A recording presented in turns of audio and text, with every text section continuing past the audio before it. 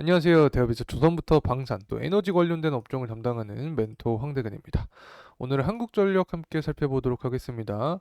최근에 좀 부정적인 기사들이 많이 나와줬습니다. 유가도 상승을 해주고 있고 환율도 오르고 있기 때문에 한국전력이 다시 한번 이 적자폭이 커지지 않을까 하는 우려의 목소리가 나왔지만 금일 주가의 흐름세는 좀 긍정적인 모습을 보여주고 있습니다. 거의 한 4%가량 주가가 상승해주는 모습을 보여주고 있는데 뭐 한국전력뿐만 아니라 관련된 자회사인 한전 KPS의 모습을 보더라도 한 1% 후반대의 모습을 보여주고 있습니다. 전반적으로 한전 관련된 이 종목들이 긍정적인 모습을 보여주고 있다. 자, 이렇게 설명을 드릴 수 있는데 금일 핵심이 되는 부분은 일단 우려했던 부분에 대해서 좀 설명을 드리려고 합니다. 이제 순마진을 기록하고 있지만 유가 환율이 상승하고 있기 때문에 이 부분이 실적에 어떻게 반영될지 이야기를 해보도록 하고, 또 유가가 한전의 비용으로 대표적인 비용으로 알고 계신 분들이 많은데 이 천연가스도 마찬가지입니다. 하지만 유가가 상승하더라도 현재 천연가스의 동향을 봤을 때는 하락하고 있는 모습을 보여주고 있기 때문에 또 유가와 천연가스의 관계성은 또 어떠한 부분을 갖고 있는지, 그리고 마지막으로는 이 총선 결과에 따라서 이제 탈원전에 대한 다시 과거를 생각해 볼 수 없는 상황이다, 이렇게 말씀드릴 수 있을 것 같은데, 이 전반적인 지난 정부에 대한 흐름세까지 체크해보고 앞으로 주가 상승 모멘텀이 될 수 있는 이 미국의 대선에 대한 이야기도 진행을 해보도록 하겠습니다. 구독과 좋아요 부탁드리고 금일 영상 끝까지 시청해주시면 감사하겠습니다. 자, 우선 관련된 기사 내용을 좀 가져왔습니다. 현재 한전이 이 순마진을 기록을 해주고 있다. 하지만 이 국제유가와 환율이 상승하고 있으면서 뭐 비상에 있는 상태이다, 뭐 이런 이야기가 나오고 있는데, 우선 차근차근 이야기를 좀 진행을 해보려고 합니다. 왜 국제유가가 상승하고 있냐? 이란과 이스라엘이 전쟁이 발발을 했습니다. 이스라엘이 시리아의 주 영사관에 있는 시리아의 이란의 영사관을 폭격을 해 주었죠. 자, 그리고 나서 이란도 보복성 공격을 계속해서 해 주고 있는 상황입니다. 그래서 유가가 현재 상승해 주고 있는 상황이다, 이렇게 볼 수 있는데, 이 전반적으로 23년 하반기부터 지금까지 지속 상승해 주는 모습을 보여주고 있죠.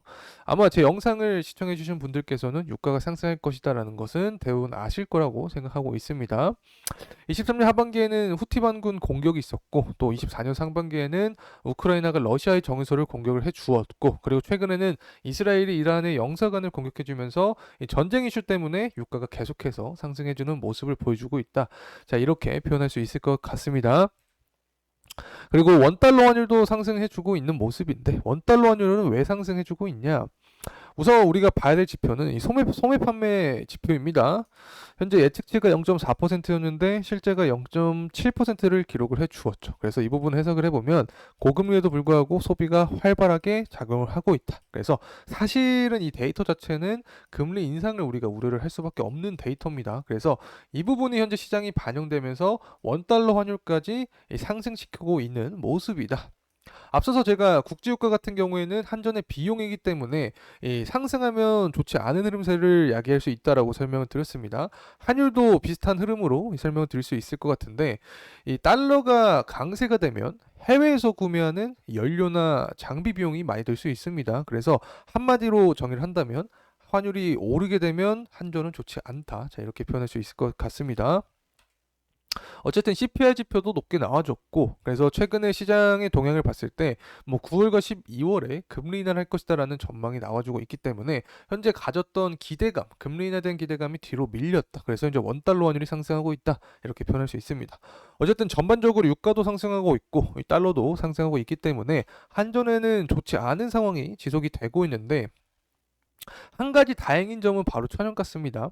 뭐 천연가스가 전일 소폭 상승을 해주고 있긴 하지만 23년 후반기부터 최근 동향을 보게 되면 굉장히 급락을 해주는 모습이죠. 그래서 2012년부터 지금까지 추세를 봤을 때 거의 역사적인 전저점 구간입니다. 그래서 이렇게 천연가스가 하락하고 있는 요인은 한전의 긍정적인 모습으로 작용할 수 있다. 자, 이렇게 볼 수 있는 거고, 제가 앞서서 유가가 비용으로 자리 잡혀 있다고 설명을 드렸습니다. 하지만 이 천연가스가 유가보다 더 영향력이 크다라고 설명을 드렸었죠. 그래서 현재 이 비용을 보게 되면 유류는 굉장히 낮은 모습을 보여주고 있습니다. 그에 반해서 LNG 액화천연가스는 유류보다 더 강한 이 흐름세를 보여주고 있죠. 그래서 전반적으로 천연가스가 이 유가보다 더 강한 한전에 영향력을 준다. 자, 이렇게 정리를 해드립니다.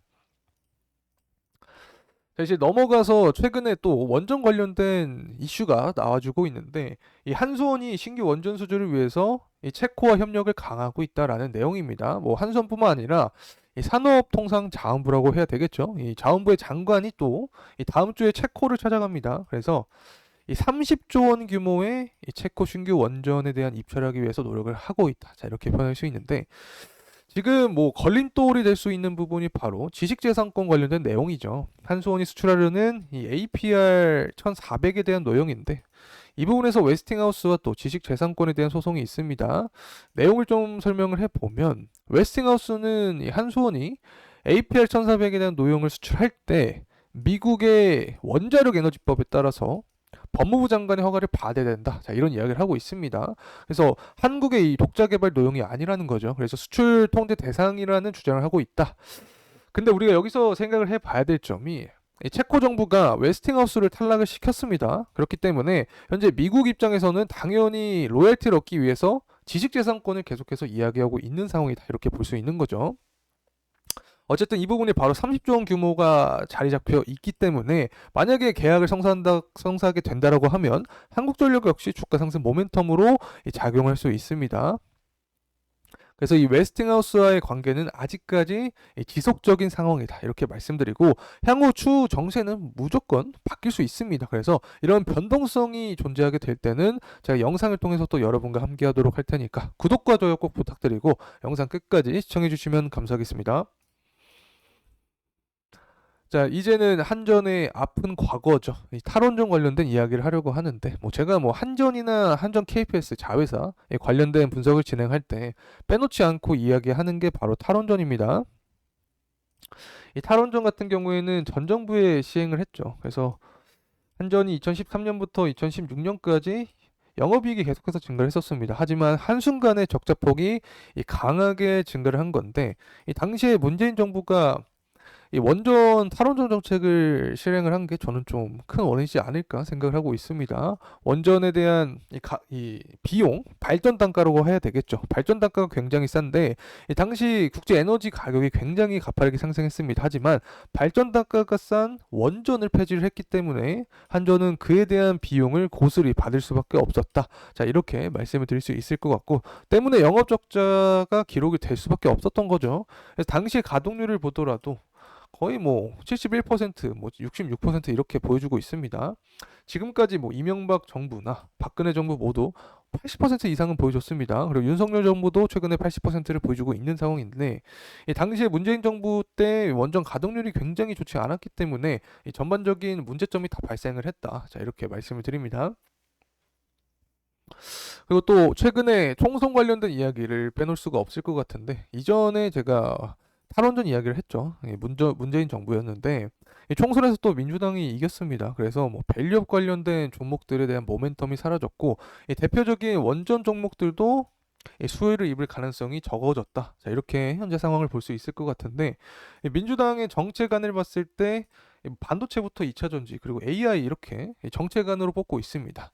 근데 제가 지난 영상들부터 의아한 게 있었죠. 이 반도체랑 2차 전지랑 AI가 이 전력을 필요할 수밖에 없는 산업인데, 또 원전은 국민의힘이 이 강조를 하고 있습니다.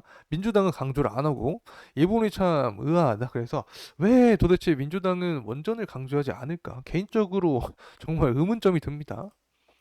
어쨌든 이러한 상황 때문에 현재 원전은 좀 억압된 현 상황을 보여주고 있다. 이렇게 표현할 수 있을 것 같고, 이 금융투자 소득세 관련된 이슈도 있죠. 뭐 국민의힘은 폐지를 하겠다 하는데 더불어민주당은 25년부터 실시하겠다. 그래서 금투세가 반영이 된다라고 하면 시장은 하락할 수 있다. 관련된 선례가 대만이 존재했고, 대만 같은 경우에도 증시가 하락하는 모습을 보여주었고, 뭐 일본도 마찬가지입니다. 일본의 증시도 금투세 이후에 계속해서 하락하는 모습을 보여줬기 때문에 전반적으로 악영향을 줄 수밖에 없는 정책안을 좀 가지고 있지 않나 생각을 하고 있습니다. 그리고 또 이 민주당이 원전을 배제한 아리백을 가져왔습니다. 뭐 청정 에너지가 아니다. 뭐 이런 주장을 할 가능성이 높은 건데, 앞서서도 말씀드렸지만 이 신재생 에너지가 무조건 좋은 게 아닙니다. 이 발전 단가가 굉장히 비쌉니다. 원전에 비해서. 그렇기 때문에 이 부분도 우리 국민들의 세금으로 빠져나갈 수밖에 없는 상황이 될 수 있고, 또 전 세계 데이터 전력 수요량이 계속해서 증가할 수밖에 없죠. 그래서 이러한 상황에서 원전은 핵심적인 이 에너지원이 될 수밖에 없다라고 표현을 드렸습니다. AI부터 시작해서 뭐 데이터 센터 그리고 이 전력 수요 증가는 여러분도 이제는 다들 아실 거라고 봅니다. 자, 그래서 앞서서 어쨌든 민주당이 원전을 배제한 아리백을 한다. 결국에 원전이 청정 에너지인가? 이 부분에 대해서 저는 의문점을 던졌다고 보고 있는데 제가 항상 주장을 해드렸죠. 원전은 청정 에너지원이라고. 이 에너지 장관들의 그 주장을 보게 되면 원전에 대한 잠재력을 이미 인정을 해 주었습니다. 이 무탄소 기술을 확대할 때 가장 필요로 되는 에너지원이다라고 설명을 드렸던 만큼 이미 원전은 청정 에너지원으로서 인정을 받고 있다. 그리고 또 이 결과값도 이미 나왔습니다. 온실가스 배출량이 줄어들었는데 실제로 눈으로 봐도 21년부터 온실가스 배출량이 줄었죠. 이 당시의 계기는 무엇이냐? 이 탈원전 이후에 원전 가동률을 증가시키면서 이렇게 온실가스 배출량이 줄어드는 겁니다. 그래서 여기서 우리가 파악할 수 있는 점은 결국에 원전은 청정 에너지원이다. 그래서 왜 이번에 총선 결과 이후에 민주당이 신재생 에너지만 만약에 강조한다면 좀 의문점이 존재하지 않을까 보고 있습니다. 원전도 청정 에너지원이기 때문에. 그래서 관련된 이야기는 여기까지 하도록 하고 이 셰코 원전 관련된 말씀을 좀 드리려고 하는데 이 원전이 이달 말에 입찰이 마감이 됩니다. 그래서 6월 중에 결판이 난다 이런 이야기가 나오고 있는데 이번에 성공을 하게 된다라고 하면은 체코 원전이 바로 2009년 아랍에미리트 원전에 이어서 15년 만에 이 두 번째 원전 수출을 기록을 하게 됩니다. 그래서 의미가 굉장히 큰 상황이다 이렇게 볼 수 있는 거고 현재 지금까지 살펴봤지만 총선이 민주당이 승리를 해 주었죠. 그래서 상황이 상황인 만큼 이 국내 일감만으로는 원전 산업 생태계를 복원시키는 게 사실상 불가능한 상황이다. 그래서 해외 신규 원전 수주가 절실한 상황이기 때문에 이 부분이 가셔야 된다고 하면 주가 상승 모멘텀을 받을 수밖에 없다. 그래서 현재 웨스팅하우스가 탈락됐고 이 프랑스와 한국의 2파전입니다. 근데 프랑스가 현재 EU 내에서 이 원전 발전량이 제가 알기로는 한 48%에서 50%가량을 차지를 해주고 있습니다. 그렇기 때문에 원전 내 유럽 연합 내에서 입지가 강하다. 그래서 체코도 요즘에 이 프랑스의 입김에 따라서 좀 흔들리는 모습을 보여주고 있긴 합니다. 하지만 이 계약권은 제가 볼 때는 이익이 굉장히 중요하다라고 보고 있습니다. 그래서 한국 같은 경우에는 가격 경쟁력이 굉장히 좋죠. 기술은 좋은데 가격이 싸기 때문에 앞으로 방향성에서 이 한국에 대한 수주 가능성도 높게 존재하고 있다. 이렇게 보고 있는 거고 또 정세가 바뀌면 바뀔수록 또 이 부분도 제가 반영해서 영상을 통해서 당연히 말씀을 드리겠죠. 그래서 구독과 좋아요 꼭 부탁드리고 저와 계속해서 함께 하시면 좋을 것 같습니다. 자, 이제 가격적인 측면 살펴보도록 하겠습니다. 현재 한국전력 같은 경우에는 중요한 이평선 라인은 사실 이탈을 해준 상태입니다. 그래서 지금 매물대와 이평선, 주요 이평선이 61선이 쌓여있는 구간에서 지지받는 게 중요한 포인트가 될 것이다. 자, 이렇게 볼 수 있는 상황이고 만약에 주가 상승 모멘텀이 나오게 되면 이 부분은 당연히 정책적인 부분으로 제가 설명드릴 수 있겠습니다.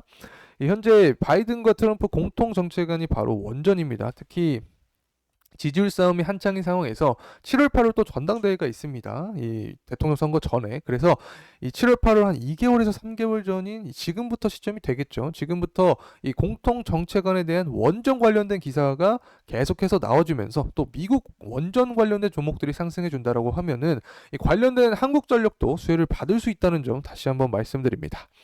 자, 이상으로 오늘 영상 마무리하도록 하겠습니다. 구독과 좋아요 부탁드리고 금요 영상 끝까지 시청해주셔서 감사합니다.